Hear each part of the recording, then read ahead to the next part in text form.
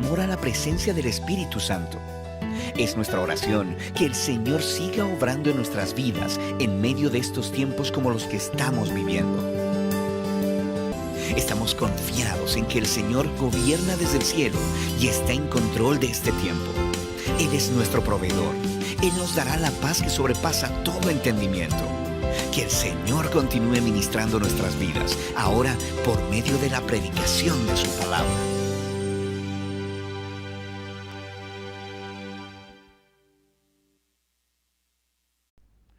Bien, buenas noches nuevamente. Gracias por acompañarnos en esta noche. Sabiendo que nos está escuchando en muchos lugares, así que no solamente por esta plataforma que estamos compartiendo aquí, sino también nos están escuchando aquellos que están conectados a algunas redes sociales. Quisiera compartirles en esta noche algo que es muy hermoso e importante a la vez y que tiene que ver con que Dios nos está despertando para su segunda venida. El Señor, a través de este coronavirus, a través de las catástrofes, a través de muchas cosas difíciles que permite, una de las cosas, hemos visto varias cosas en esta serie, ¿no? Pero una de las cosas importantes y que nosotros debemos tomar en cuenta es que Dios también nos está despertando para su segunda venida. Y eso es muy importante entenderlo a la luz de la palabra de Dios. Es cierto que ha sido lamentable que por mucho tiempo quizás las iglesias estén llenas de predicciones fallidas sobre el fin del mundo. ¿Y por qué digo ha sido lamentable? Porque no es una labor que la iglesia deba llevar a cabo, ¿no? Jesús fue claro en decir que el tiempo de su venida nadie podía saberlo, nadie podía aventurarlo. Él más bien habló de señales para que estuviéramos preparados. Y digo lamentable porque a veces la iglesia ha gastado más tiempo en intentar hacer teorías acerca de la fecha del Señor, teniendo como resultado un error tremendo en cada una de esas predicciones. La realidad bíblica sí es que Cristo regresará. ¿Y de qué forma regresará? Quiero que me acompañen a Hechos capítulo 1, donde este libro del libro de los Hechos, el libro histórico del Nuevo Testamento, dice algo muy interesante, ¿no? Dice ahí, y están leyendo en pantalla, varones galileos, ¿por qué están mirando al cielo? Este mismo Jesús que ha sido tomado de ustedes al cielo, vendrá de la misma manera, tal como lo han visto ir al cielo. Que es importante porque sabemos que Jesús va a regresar. Y mucha gente se pregunta, ¿cómo va a hacer esto? Yo quiero saber. Yo no quiero que me engañen, yo quiero que me cuenten cuentos, quiero saber. Bueno, eso es lo que vamos a tratar de responder hoy día brevemente, porque este tema, por cierto, da para mucho. Pero aquí hay una razón y una visión muy importante. Dice, ¿por qué están mirando al cielo? Dice, este mismo Jesús que ha sido tomado de ustedes al cielo, vendrá de la misma manera tal como lo han visto ir al cielo. ¿Cuál es la primera señal que aprendemos de esto?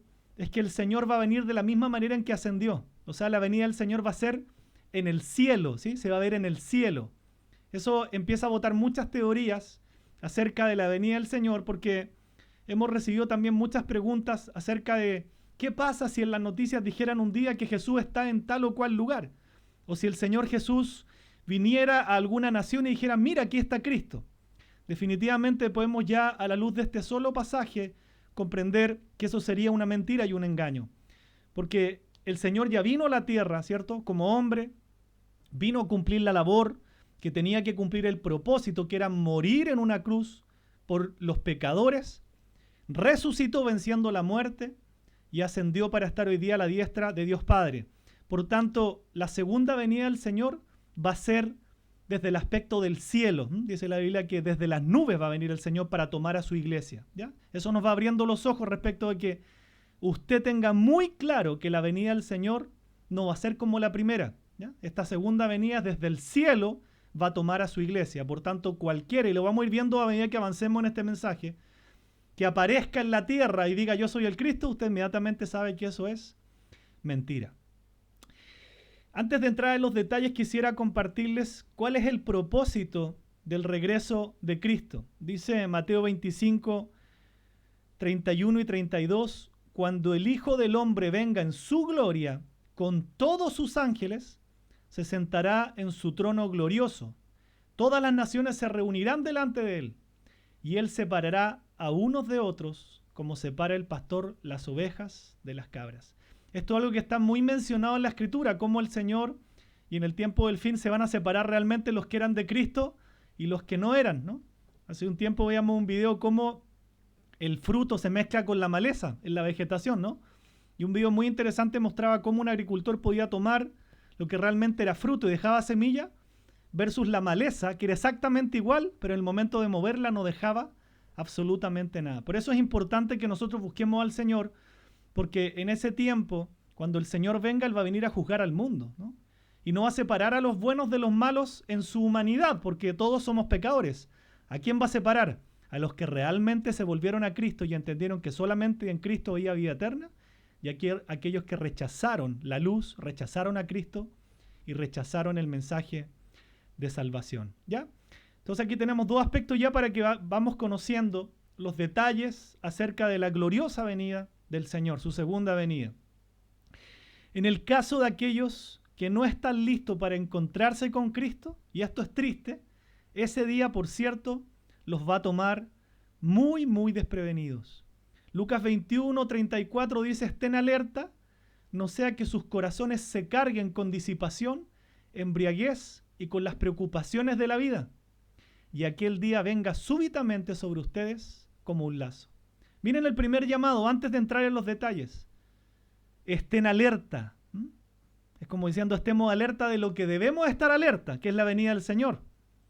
No sea que sus corazones se carguen con disipación, como diciendo, se evaporen, se disipen, o con embriaguez, y ojo con esto, o con las preocupaciones de la vida. Las preocupaciones de la vida también nos pueden nublar la mirada al Señor.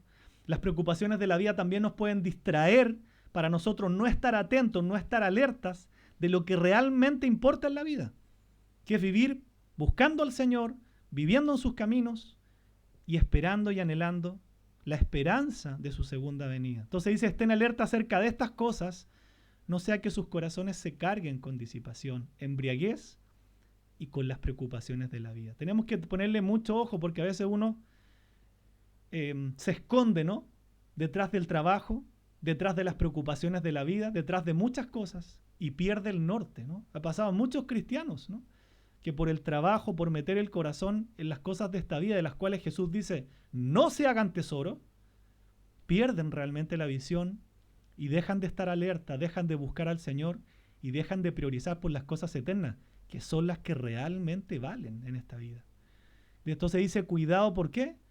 Cuidado con que aquel día entonces venga súbitamente sobre ustedes como un lazo, como diciendo, los pille por sorpresa. A veces la gente pregunta con toda libertad y muy válidamente, bueno, esto que estamos viviendo en la tribulación, la gran tribulación, no es la gran tribulación, ¿qué es lo que es? Jesús fue muy claro en decir que cuando viéramos estas señales que estamos viendo, entendiéramos que eso era tan solo el principio de dolores. Por eso dice Mateo 24, versículos 7 y 8 que están viendo en su pantalla, porque se levantará nación contra nación y reino contra reino, y en diferentes lugares habrá hambre y terremotos.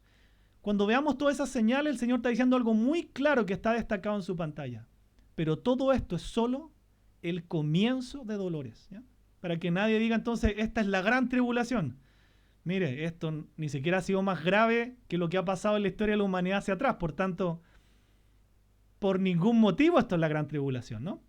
Sí son tiempos que corresponden a los principios de dolores. ¿Y por qué la Biblia habla de comienzos de dolores? Porque recuerden que la tierra en la Biblia es descrita como una mujer que está en labor de parto, tratando, por cierto, de dar a luz.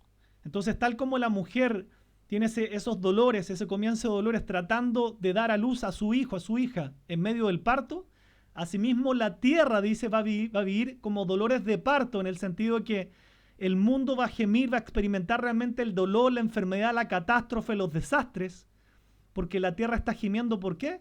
Porque en cierta medida está cumpliendo labores de parto. ¿Para qué? Para que dé a luz la tierra, el mundo, hecho por Dios, por cierto, un mundo nuevo, ¿no? Que es el mundo nuevo, por cierto, que es pasar toda la eternidad con el Señor Jesús en una nueva creación. Y eso se cumplirá justamente cuando Jesús regrese. ¿Ya? Entonces, para que tengamos claro lo que hemos visto, solamente estamos viviendo principios de dolores. Y por eso estamos llamados a decirle la verdad a la gente, porque es lo que dice la Escritura. O sea, tú me estás diciendo que las cosas que vienen son mucho peores de las que estamos pasando. Con toda seguridad sí, porque eso lo establece la Escritura. Y vamos a ver más adelante que dice que la gran tribulación nunca ha pasado y nunca va a volver a pasar. Por tanto, no la hemos vivido, para que nadie caiga en un error también de tipo doctrinal. Estamos viviendo recién principio de dolores. Por eso que es importante estar preparados, ¿no? Porque lo que se viene para la tierra no es bueno, pero para los hijos de Dios tiene un propósito bueno. ¿Por qué? Porque es la culminación de la palabra, de la profecía, de la palabra de Dios y la culminación de toda la era que tiene que corresponder con los eventos antes de la gloriosa venida del Señor, ¿no? Acerca de esto el apóstol Pablo dice en Filipenses 3:21 que Jesús al regresar resucitará a los muertos y nos dará un cuerpo nuevo y glorioso. Dice el versículo, el cual transformará el cuerpo de la humillación nuestra para que sea semejante al cuerpo de la gloria suya, por el poder con el cual puede también sujetar a sí mismo todas las cosas. Por cierto, estamos en una condición caída, el mundo está caído, la tierra está caída, el ser humano está en una condición caída por el pecado. Por eso habla del cuerpo de la humillación, pero el día en que Jesús regrese, no solamente va a resucitar a los muertos, sino va a dar un nuevo cuerpo, un cuerpo semejante a la gloria suya. Esto es muy importante porque aquí vamos cimentando esperanza. Se vienen tiempos malos para la humanidad, por cierto, pero ¿por qué siempre estamos esperanzados? Porque para nosotros son buenas noticias. Son buenas noticias que se acerque la venida del Señor. Son buenas noticias que nuestra vida va a ser rescatada. Se acerca el tiempo de nuestra redención, de nuestro rescate. Y por eso es que tenemos que tener puestos los ojos en Jesús, no tanto en lo que está sucediendo. Porque es la única forma que entendamos los acontecimientos a la luz de la palabra. La creación misma tiene que ser liberada de la corrupción que la esclaviza hoy. ¿Para qué? Para alcanzar la gloriosa libertad que van a experimentar con toda seguridad, porque lo dice Dios, van a experimentar los hijos del Señor, los hijos de Dios. Entonces sabemos que la creación todavía gime a una, como viviendo dolores de parto, y no solo ella, sino también nosotros mismos, ¿no? Por eso es que nosotros a veces decimos, ¿por qué nos está pasando esto? También estamos en una condición caída y también vamos a pasar por situaciones que nos van a hacer gemir en esta vida, mientras estemos en esta tierra. Por eso debemos anhelar la venida del Señor, porque se van a acabar todas las cosas que para nosotros son malas, por decirlo así, todas las cosas que representa el pecado. Se acabaría la tristeza, los problemas, la inmoralidad, todo lo que usted puede experimentar hoy día se va a acabar cuando venga el Señor. Y esas siempre van a ser buenas noticias. En medio de un mal escenario, siempre hay buenas y preciosas noticias. ¿Por qué? Porque mientras gemimos interiormente, dice el apóstol Pablo, mientras aguardamos nuestra adopción como hijos, tenemos las primicias del Espíritu. Y estamos esperanzados ¿en qué? En que un día vamos a ser rescatados por el mismo Señor. Entonces, ¿cuáles son los consejos que el Señor en su palabra nos da ante su segunda venida? Como desafío, le pido que usted después de este mensaje lea Mateo 24 completo, y si quiere el 25 también, los dos capítulos. Mateo 24 y Mateo 25 para que usted misma en su casa, vea lo que la palabra de Dios dice en estos dos capítulos que son tan importantes, como todo el resto de la Escritura. Entonces, en Mateo 24, el versículo 44, Jesús dice, por eso también ustedes estén preparados, porque a la hora que no piensan, vendrá el Hijo del Hombre. El punto es este: Jesús quiere que veamos los dolores de parto, incluyendo el coronavirus si usted quiere, como recordatorios, como alertas, como avisos de que se acerca su venida. Y si se acerca su venida, debemos estar preparados. Por eso dice el Señor, también ustedes estén preparados, porque a la hora que no piensan, a la hora que no saben, vendrá el Hijo del Hombre. Aquí empezamos a ver ya cómo el Señor está afirmando que la hora no la sabemos. Por tanto, es un error muy grande gastar tiempo y gastar estudio en estar haciendo una teoría para decir el Señor viene este día y en esta hora. Sería un error. Lo que tenemos que hacer es estudiar y orar para ser entendidos los tiempos y saber que el tiempo de la segunda venida del Señor está cerca. Eso es muy distinto. Pero no estar produciendo teorías acerca de definir un día y una hora, porque Jesús fue claro diciendo que eso no nos corresponde a nosotros y es solamente una potestad del Padre. Solamente el Padre sabe la hora y el día de la venida de Cristo, ni siquiera los ángeles del cielo. Entonces, ¿cuál es el consejo del Señor? Estén preparados, porque la hora que no piensan, a la hora que ustedes no saben, no tienen la menor idea, vendrá el Hijo del Hombre. Entonces, hijos de Dios, no necesitamos una fecha exacta. Dios no nos manda tampoco a sacar este tipo de teorías. Y no necesitamos tampoco tener una fecha exacta para tomar en serio lo que Jesús nos está diciendo. Lo que Jesús nos está diciendo. En Marcos 13 hace una reiteración acerca de esto y vuelve a decir, estén alerta, velen, porque no saben cuándo es el tiempo señalado. Es como un hombre que se fue de viaje y al salir de su casa dejó a sus siervos encargados, asignándole a cada uno su tarea. Y ordenó al portero que estuviera alerta. Por lo tanto, velen, porque no saben cuándo viene el Señor de la casa, si al atardecer, o a la medianoche, o al canto del gallo, o al amanecer. No sea que venga de repente y los halle dormidos. Y lo que a ustedes digo, a todos digo, velen. O sea, estamos reiterando nuevamente que hay un énfasis en el Señor respecto de su consejo para el tiempo de su venida. Estén alerta, velen, dice. Y vuelve a reiterar, porque ustedes no saben cuándo es el tiempo señalado. ¿Se entiende? O sea, tenemos que ser entendidos en los tiempos en formas generales, pero no estar haciendo teorías de tiempos específicos, porque ya hemos visto cómo la historia de la iglesia ha fallado justamente en esto que contradice la Escritura. Jesús dice que no nos metamos en andar haciendo teorías acerca del tiempo exacto de su venida. Y ustedes ven que eso se ha evidenciado en la historia de la humanidad, como muchos han tirado teorías, han tirado una fecha y han fallado todos rotundamente. ¿Por qué? Porque estamos contraviniendo la Escritura. Sin embargo, debemos ser entendidos en qué tiempo, cuando vemos las señales que Jesús nos dijo, y estar preparados y estar alertas, sabiendo que el tiempo de su venida se acerca. Y aquí hace una especie de parábola el Señor y dice, es como un hombre que se fue de viaje. Y al salir de su casa dejó a sus siervos encargados, asignándole a cada uno su tarea. Y ordenó al portero que estuviera alerta. Por tanto, velen, porque no saben cuándo viene el Señor de la casa, si al atardecer o a la medianoche o al canto del gallo o al amanecer. No sea que venga de repente y los halle dormidos. ¿A quién está ilustrando esta parábola? Al mismo Señor, ¿no? Como diciendo, el Señor vino, ¿cierto? Y el Señor dejó tarea encargada a cada uno de nosotros, ¿cierto? El Señor nos dejó encargada la gran comisión, por ejemplo.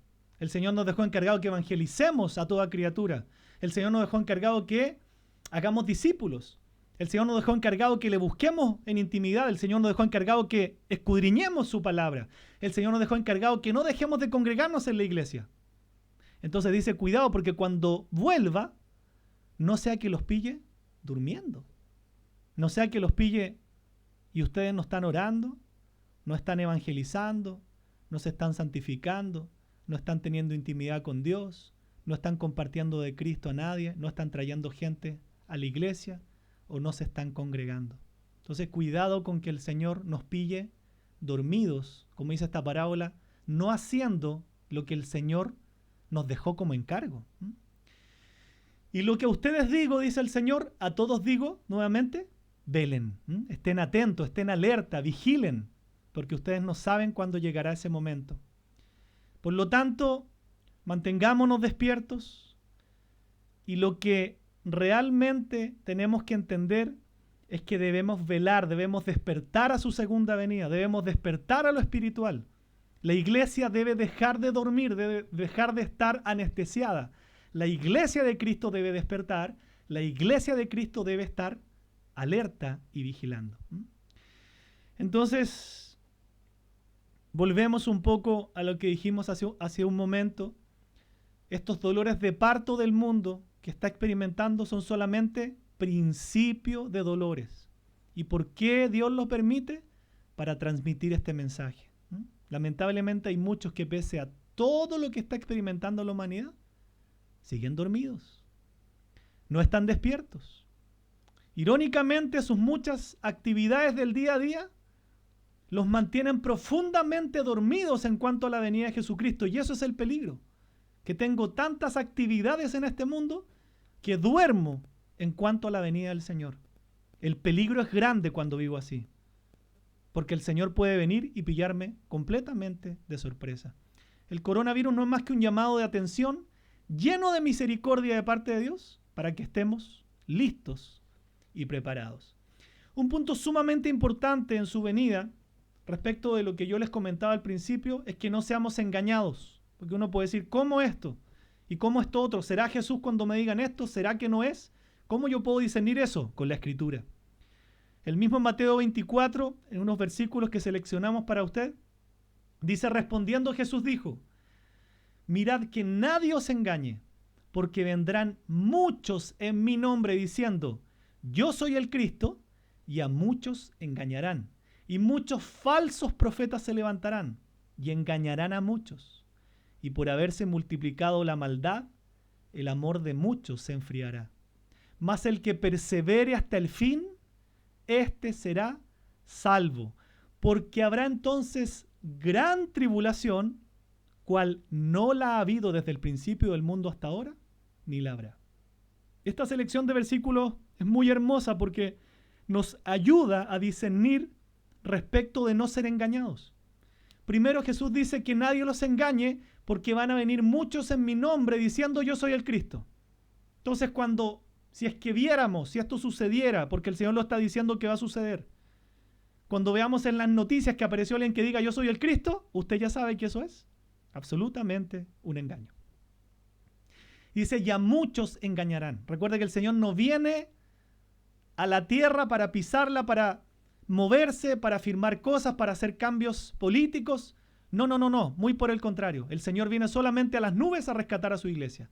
Por tanto, si alguien apareciera haciéndose llamar el Cristo, haciendo cualquier cosa, y usted lo viera en las noticias, usted dice, ese no es el Señor. Probablemente sea el anticristo. Dice, y muchos falsos profetas se levantarán y engañarán a muchos. Ojo.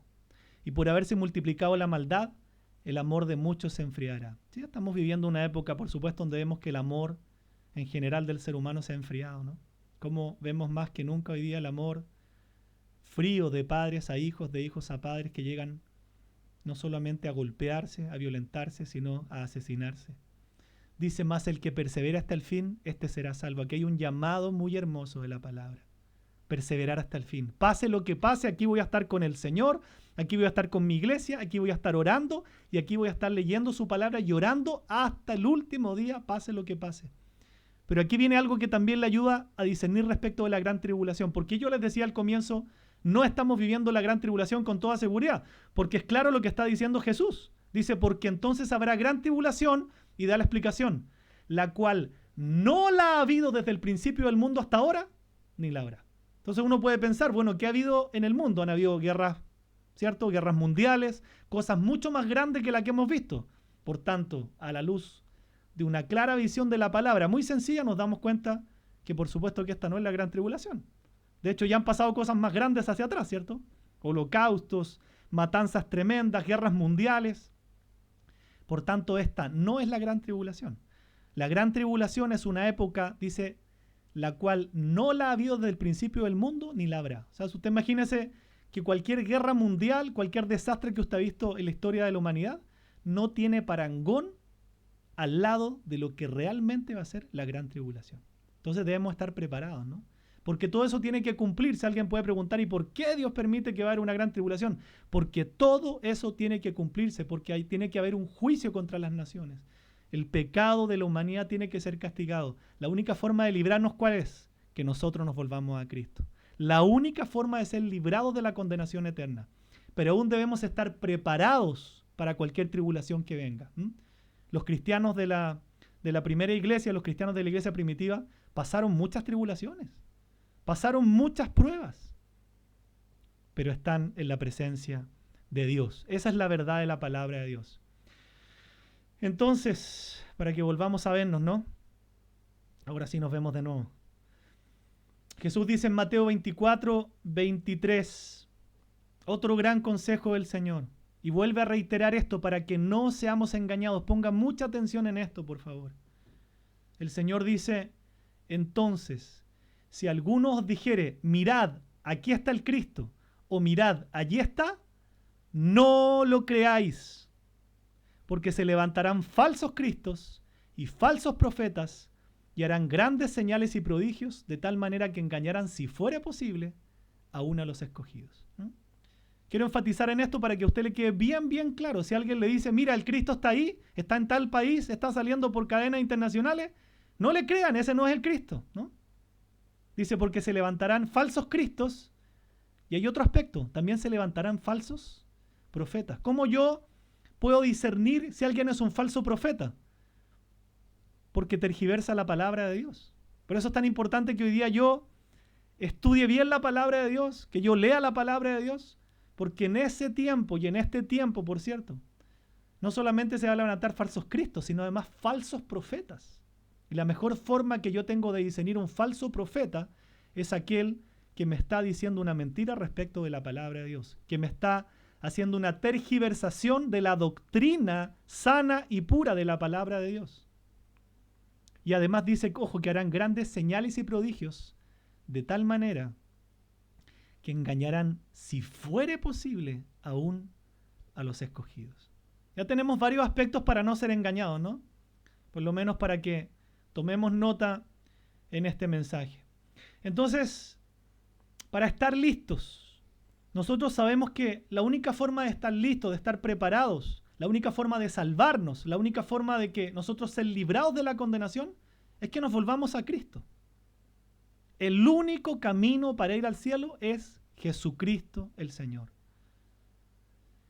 Y no solamente volvernos a Él como un decir, sino vivir dando una evidencia que realmente nos convertimos a Cristo. Sabiendo que recibimos el perdón de todos nuestros pecados, pero ¿para qué? Para que empecemos a andar en Él, andar en la luz de Cristo. Si realmente andamos con Él, entonces vamos a estar en el grupo de aquellos por los que yo oro de estar con mucha gente, en el grupo que no van a estar en oscuridad y en el grupo que no va a ser sorprendido ante la venida del Señor. ¿Por qué? Porque los que son de Dios van a estar preparados, van a tener sus ojos en lo eterno, no van a estar gastando el tiempo en las cosas del mundo. Y si la Biblia dice que nosotros somos hijos de la luz, entonces debemos estar alerta e iluminar a otros que están en oscuridad. Porque Dios no nos destinó a nosotros a sufrir el castigo, sino a recibir la salvación por medio del Señor Jesús. Entonces Él murió por nosotros para que en la vida o en la muerte nosotros vivamos juntamente con Él. ¿Qué tenemos que hacer? Mucha gente se pregunta, bueno, ¿qué tengo que hacer? Volvámonos a Cristo genuinamente. Volvámonos a Cristo genuinamente. Esto no se trata de una religión.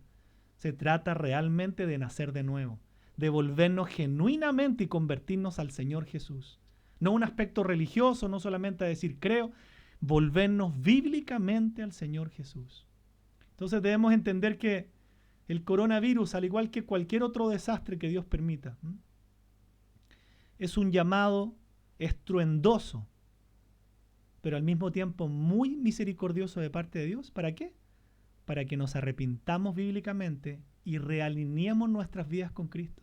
Porque podemos pensar que estamos caminando con Cristo y no estamos caminando con Cristo. Mucha gente va a ser engañada porque pensó que había seguido a Cristo y no lo siguió. Y eso lo podemos evidenciar, que si realmente yo estoy en Cristo, estoy siguiendo a Cristo y he realineado mi vida con Cristo, yo estoy haciendo lo que la palabra dice. Por tanto, sería muy difícil que si yo no conozco la palabra, no me congrego, no leo la Biblia y no dejo que nadie me pastoree, mejor voy a decir la verdad. Es imposible que alguien esté caminando con Cristo, ¿no? Este mensaje del coronavirus es un mensaje estruendoso y a la vez misericordioso para que nos arrepintamos y realineemos nuestra vida con Cristo. Nunca es tarde para volver a empezar, nunca es tarde para convertirse, nunca es tarde para tomarle el peso a lo que realmente significa la salvación eterna. Entonces el coronavirus, para ir finalizando este mensaje, es una de las miles formas en las que Dios nos llama al arrepentimiento. de las miles formas que Dios tiene de llamarnos al arrepentimiento. Dios puede permitir desastres en los países, inundaciones, hambrunas, langostas, tsunamis, enfermedades, pero también puede permitir cosas particulares en tu vida. Y son llamados dolorosos, por cierto. Pero ¿saben por qué son dolorosos? Porque nosotros, al ser pecadores, no atendemos genuinamente a Dios. Nosotros, al ser pecadores, no buscamos naturalmente a Dios. Y Dios, en su inmenso amor, tiene que ser llamados dolorosos, ¿para qué? Y clementes al mismo tiempo, para que realmente entendamos lo que es el arrepentimiento. Mucha gente todavía pregunta, ¿qué es arrepentirse? ¿Pedirle perdón a Dios todos los días? No, no se trata de eso. Eso es remordimiento. El arrepentimiento tiene que ver con algo muy distinto. Y es bueno que lo entendamos a la luz de la palabra, porque el arrepentimiento es lo que realmente nos corresponde como una responsabilidad en la vida. Seamos más específicos. ¿A qué nos referimos con arrepentimiento? La palabra en el Nuevo Testamento es metanoia y es muy clara. Significa un cambio de corazón y un cambio de pensamiento. ¿Leyó bien? ¿Escuchó bien? Un cambio de corazón y un cambio de pensamiento. No dice ahí solamente hacer algo bueno y pedirle perdón al Señor. No, metanoia significa una transformación del corazón y de pensamiento. Entonces nos hacen mucho sentido las palabras de Jesús a Nicodemo en Juan 3. Para entrar al reino de los cielos hay que nacer de nuevo. Exactamente lo que está diciendo aquí. Tiene que haber un cambio de corazón interno que nos lleve a un cambio de conducta externo. Muchos creyentes cometen el error de tratar de cambiar la conducta externa pensando que están en Cristo y no están en Cristo. Tiene que haber y tiene que existir la evidencia de un nuevo nacimiento, un nuevo corazón, un cambio de corazón, un cambio de mente, de pensamiento, que como consecuencia haga que nuestra vida cambie de conducta. Eso es muy distinto. No es un cambio superficial de opinión, sino una transformación profunda para que veamos y valoremos al Señor como lo que es en realidad. Si tan solo supiéramos cómo es el Señor, estoy seguro que si viéramos su gloria, que hoy día no podríamos verla en nuestra condición porque nos desintegraríamos al ver su santidad, estoy seguro que le daríamos realmente el valor que el Señor merece. Y nos tomaríamos muy en serio la vida cristiana. Muy en serio. Porque entendemos que no se trata solamente de una vida aparte de mi vida. Jesús dijo, yo soy la vida. Por tanto, si yo no estoy viviendo en Cristo, estoy muerto. Jesús es la vida misma. Una transformación profunda para que realmente valoremos a Dios. Por eso el Señor, el principal mandamiento, Él es muy claro en decir, amarás al Señor tu Dios con todo tu corazón, con toda tu alma, con toda tu mente y con toda tu fuerza. O sea, Él nos está diciendo exactamente lo mismo. ¿Cuál es el arrepentimiento bíblico realmente? Cuando yo paso a amar al Señor por sobre todas las cosas. Y no se trata de decirle, Señor, te amo, sino que si amo al Señor, no voy a atesorar nada más en la vida más importante que Él. Si yo realmente amo al Señor con todo mi corazón, voy a empezar a vivir para Él. Por eso que dejó un mandamiento tan grande y tan importante. Amarás al Señor tu Dios con todo tu ser. Todo, imagínate todo tu ser. Tus fuerzas, tu mente, tu pensamiento, tus emociones, tu corazón. Todo. En otras palabras, ¿qué es el arrepentimiento bíblico? El requisito principal es que nosotros atesoremos al Señor con todo nuestro ser. Y mire lo que dice después. Y lo atesores más que a cualquier otra persona. Si tú amas más a alguna persona más que a Cristo, quiere decir que no amas al Señor con todo tu corazón. Eso es realmente un arrepentimiento, ¿no? Y por eso Jesús fue tan claro y tan enfático. Dijo, si alguien ama más a su papá, a su mamá, a su hijo, a su hija, perfecto, no es digno de mí. Y nos pueden parecer duras las palabras del Señor, pero es verdad. El que no me ama más a mí, sino que ama más a algún pariente, a algún ser humano, dice, no es digno de mí. Y esto tenemos que entenderlo con mucha madurez y a la luz de la Escritura. El orden bíblico es el amor primero al Señor y luego está nuestra familia y nuestros seres queridos. Él debe ser el primero en absolutamente todo. Y no solamente nuestros seres queridos, lamentablemente hay muchas vidas que el trabajo está por sobre Dios, el dinero está por sobre Dios. Ahí estamos peor, ¿no? Pero generalmente la gente lidia con esto. Por supuesto que uno tiene que amar a su esposa, a sus padres y a sus hijos, ¿cierto? Pero al que más uno tiene que amar, ¿a quién es? A Dios, porque Él es Dios. El requisito principal de un arrepentimiento bíblico es que tú atesores al Señor con todo lo que eres y que lo atesores más que a cualquier otra persona. Por eso es importante escuchar este mensaje. Porque mientras no hagamos realmente ese cambio de arrepentimiento, entonces no estamos realmente amando al Señor como Él nos demanda que le amemos. Para finalizar, la razón que Dios nos expone a pérdidas como estas, y pérdidas, por cierto, que han sido lamentables, ¿no? En eso estamos de acuerdo. Pérdidas tristes. Hay gente que perdió sus familiares. Ha sido un tiempo triste para la humanidad. Pero lo único que Dios quiere enseñarnos a través de todo este dolor, estas pérdidas, lo vimos la semana pasada. Primero, la gravedad del pecado, para que veamos lo horroroso que es pecar contra Dios. Pero también para que nosotros aprendamos a confiar en Cristo. Por eso que nos manda amarlo. ¿Por qué? Porque el mayor amor y la mayor confianza no tienen que estar puestas en un ser humano ni en algo de este mundo, sino en Cristo. Para decirlo de otra manera, la razón por la que Dios usa las calamidades es para ofrecernos a Cristo y ofrecernos que esa grandeza suprema del Salvador, que es Jesús, brille con más fuerza mientras Cristo nos mantenga gozosos en medio del sufrimiento. Es como que Dios nos estuviera diciendo: dejen de confiar en ustedes mismos, no solo en el coronavirus, sino en todas las cosas, y empiecen a buscarme, empiecen a confiar en mí. Ustedes ni siquiera pueden evitar la muerte, pero Dios puede resucitar a los muertos. Entonces nos conviene confiar en Dios, nos conviene amar a Dios, nos conviene tener al Señor en el primer lugar como su palabra lo demanda. Él debe ser lo más importante. Y esto no significa que confiar en Dios entonces nos quedemos de brazos cruzados. Muy por el contrario. Una persona que realmente confía en Dios busca al Señor en su intimidad. Una persona que realmente confía en el Señor ora constantemente al Señor porque está depositando su confianza en Él. Una persona que realmente confía en el Señor está constantemente preocupado de a qué persona invitar a una reunión porque quiere que conozca la salvación eterna. Debemos orar la Biblia, debemos leer la Biblia, debemos compartir nuestra fe con otros y hacer la obra cada día. Una persona que confía en Dios es una persona que hace la obra que Dios le encomendó. ¿Recuerda la parábola? Es como el Señor que dejó una tarea encomendada y cuando vuelva no sea que los pille durmiendo. El apóstol Pablo, que es un hombre muy citado en la Escritura, ¿cierto? Tan citado por la honra que Dios le dio. Escribió 13 de las 27 cartas o libros, como quiera llamarle, del Nuevo Testamento. Casi la mitad. Por cierto, no está al nivel de Cristo. El mayor modelo es Cristo. Él fue un mero ser humano.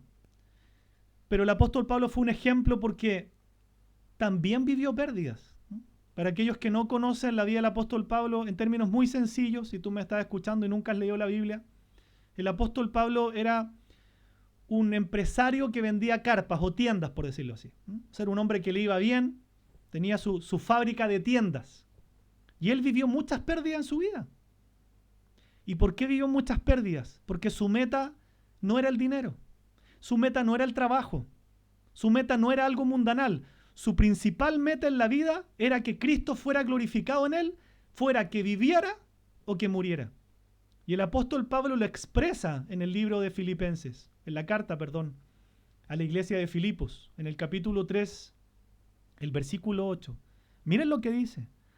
Así es, todo lo demás no vale nada cuando se le compara con el infinito valor de conocer a Cristo Jesús. Mi Señor, por amor a Él, he desechado todo lo demás y lo considero basura a fin de ganar a Cristo. Que ese fuera el sentir de nuestro corazón. Miren, la medida que he conocido todas las cosas del mundo, los trabajos, cómo se maneja el dinero, las empresas, tener las riquezas de este mundo, me doy cuenta que, ¿saben qué? Todas las cosas no valen nada en comparación con el infinito valor de conocer a Cristo personalmente. Es que no valen nada. Cuando venga el Señor, ¿va a valer algo la acción, el dinero, la casa, el título que usted tenía?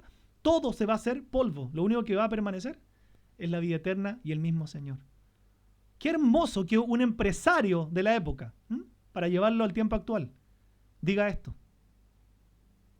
Un hombre que le iba bien, un hombre que vendía, que era un empresario de la época.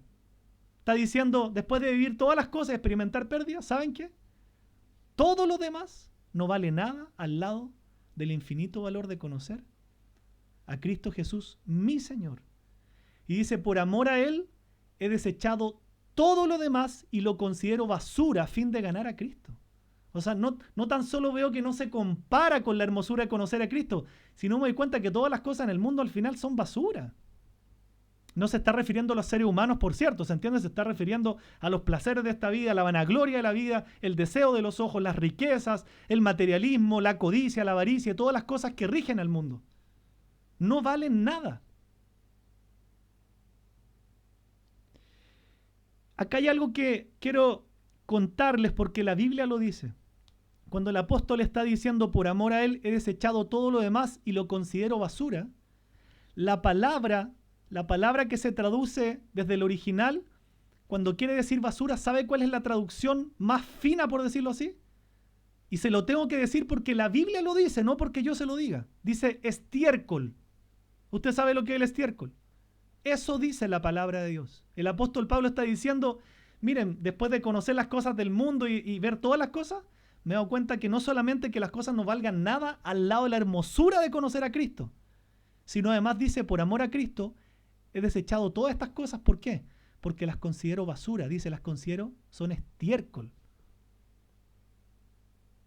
¿Qué tal que tuviéramos realmente el sentir del apóstol Pablo? Sería hermoso porque nos daríamos cuenta, ¿y qué vale haberme hecho riqueza en la vida? ¿Y de qué vale estos millones? ¿Y de qué vale tener esto en el banco? ¿Y de qué vale esto guardado? Si llegamos a este mundo sin nada y nos vamos sin nada. El apóstol Pablo la tuvo clara mientras vivió. Todas las cosas del mundo, claro, son medios para vivir, está bien, pero que no se roben tu corazón. Que el dinero no se robe tu corazón, que el trabajo no se robe tu corazón, que el materialismo no tome un lugar de Dios en tu corazón, a eso se refiere. Porque son basura a fin de ganar a Cristo. Realmente basura. Y perdóneme la palabra estiércol, pero eso es lo que dice la Escritura. Basura. En parte, el apóstol Pablo aceptó gustosamente las pérdidas. ¿Por qué? Porque dice que en ellas ganaba más a Cristo y más a Cristo plenamente en su vida. Por eso dice ahí, no se le compara con el infinito valor de conocer a Cristo Jesús.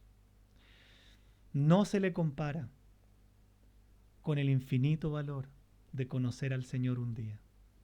Si no valoramos, hijos de Dios, lo que es conocer a Cristo, si pensamos que la vida se trata de otras cosas tan importantes y desechamos al que dijo yo ser la vida, estamos perdidos. Porque esta historia tiene un comienzo y tiene un fin. Y el que no vio la verdad de Dios no va a entender finalmente hacia dónde va a ir en su vida. Entonces, arrepentirse significa, como lo que vimos, algo tan sencillo como experimentar un cambio de corazón y un cambio de pensamiento que te lleve realmente a atesorar a Cristo más que tu propia vida. Mira, hay algo que también te puede pasar, que tú ames más tu propia vida que a Cristo. Tenemos que aprender que el mayor amor de nuestra vida es Jesucristo. Arrepentirse significa experimentar un cambio de corazón y un cambio de pensamiento que te lleve a atesorar a Cristo más que a tu propia vida. Luego la conducta es una consecuencia de tu transformación interior. Tan así que el salmista dice, tu misericordia es mejor que la vida. Por eso mis labios te alabarán. Señor, tu misericordia es mejor que la vida. Así era la fe de Pablo. Era verdadera en la vida y en la muerte. En la vida porque Cristo es la dulzura de todos los placeres, placeres celestiales, no los placeres de este mundo, que son basura al lado de los placeres que tenemos en el Señor. Y en la muerte también. Porque la palabra nos dice que el Señor, si realmente estamos en Cristo, el Señor nos va a guiar más allá de la muerte. ¿A dónde? Al cielo. Y el salmista también dice, en tu presencia hay plenitud de gozo, delicias a tu diestra para siempre. La pandemia del coronavirus no es más que un mensaje del Señor para prepararnos a su segunda venida. Es una de las cosas que hemos visto en esta serie. Una de las cosas, hay muchas otras que vamos a seguir compartiendo las próximas semanas.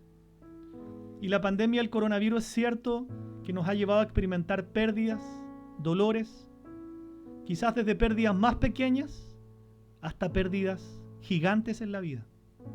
Es cierto. Y no estamos exentos de sufrir, de morir. No estamos exentos como cristianos. Nuestra diferencia es que nosotros debemos tener claro dónde vamos con el Señor Jesús. Y si conocemos el secreto del gozo del apóstol Pablo, entonces podemos experimentar la pérdida como una ganancia. Él dijo, para mí el vivir es Cristo y el morir es ganancia.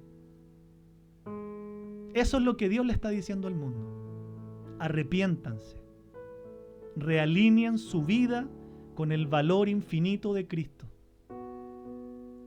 Hijos de Dios, vivamos para Él mientras esperamos. Volvámonos a Cristo mientras esperamos. Mientras esperamos, ¿qué? Su segunda venida. Dice su palabra que hay coronas en el cielo esperando para aquellos que aman y anhelan la segunda venida del Señor. Y mientras esperamos, no nos enredemos en los negocios de este mundo.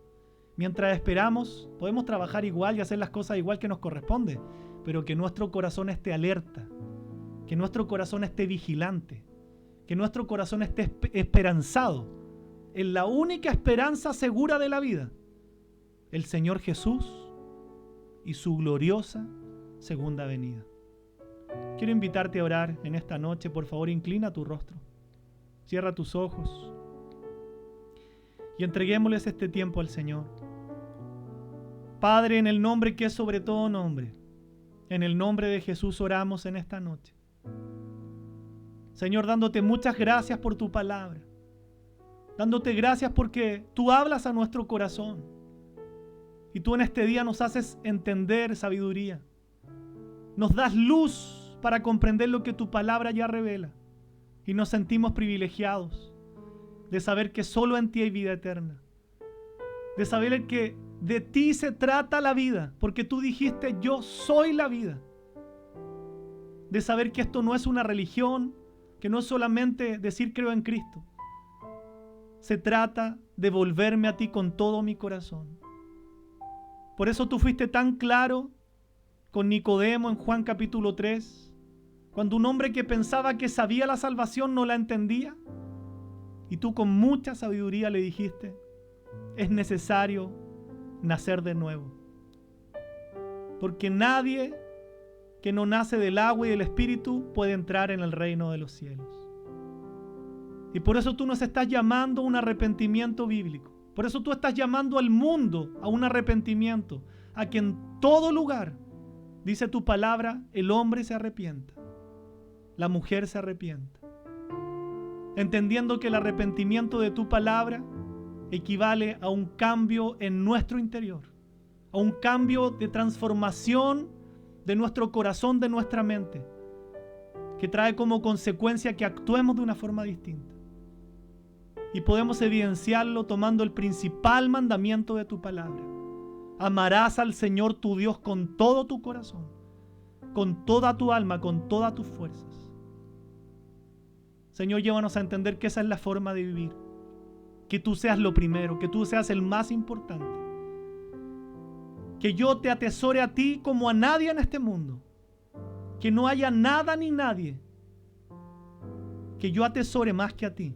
Porque tú eres Dios y tú eres digno de ser adorado y de ser exaltado a lo sumo. Bendito sea tu nombre. Yo pido tu presencia, Espíritu Santo, en cada lugar donde este mensaje de tu palabra esté siendo escuchado. Que tú traigas arrepentimiento a muchas vidas en este tiempo, comprendiendo que se acerca tu segunda venida. Y perdónanos, Señor, si la iglesia en mucho tiempo se ha centrado en tratar de descubrir una fecha, porque no es nuestra labor. Nuestra labor es consagrarnos a ti. Nuestra labor es ser entendidos en que se acerca tu tiempo, en estar alertas, en estar preparados, en estar vigilantes y centrados en ti. Yo te pido que ese sea el sentir de tu pueblo, que ese sea el sentir de tus hijos. Hoy te damos gracias, Jesús. Te bendecimos y te damos gloria. en el nombre de Jesús.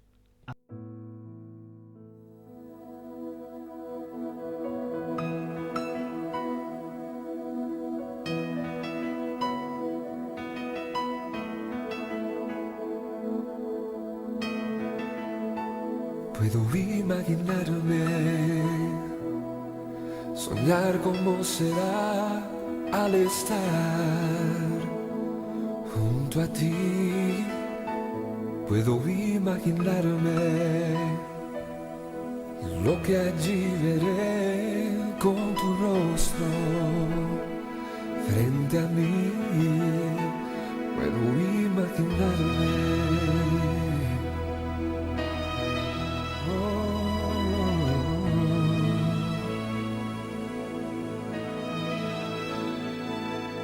Rodeado de tu gloria, que sentirá mi ser, danzaré por ti, mi Cristo, o en silencio quedaré, estaré de pie en tu gloria, o me tendré que arrodillar, cantaré, aleluya, quizás aún ni pueda hablar, puedo imaginarme.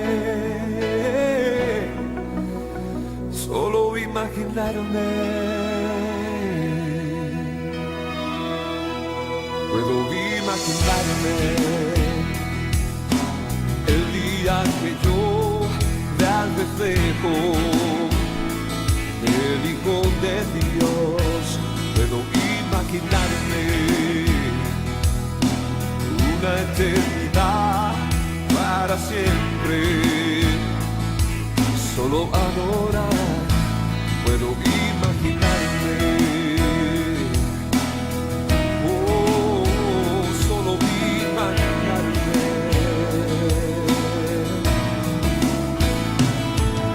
Rodeado de tu gloria, que sentirá mi ser, danzaré por ti, mi Cristo, o en silencio quedaré, estaré de pie en tu gloria, o me tendré que arrodillar, cantaré, aleluya, quizás aún ni pueda hablar, puedo imaginarme, oh, solo imaginarme.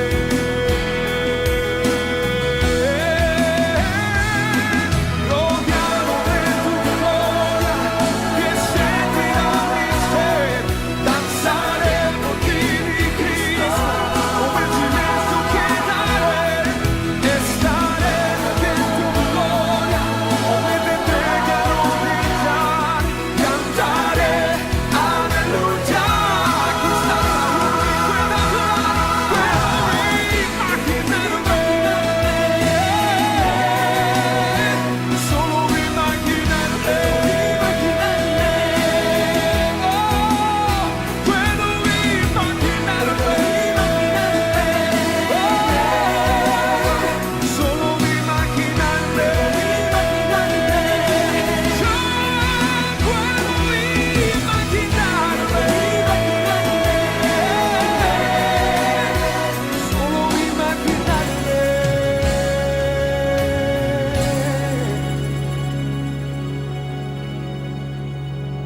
Puedo imaginarme una eternidad con tu rostro frente a mí.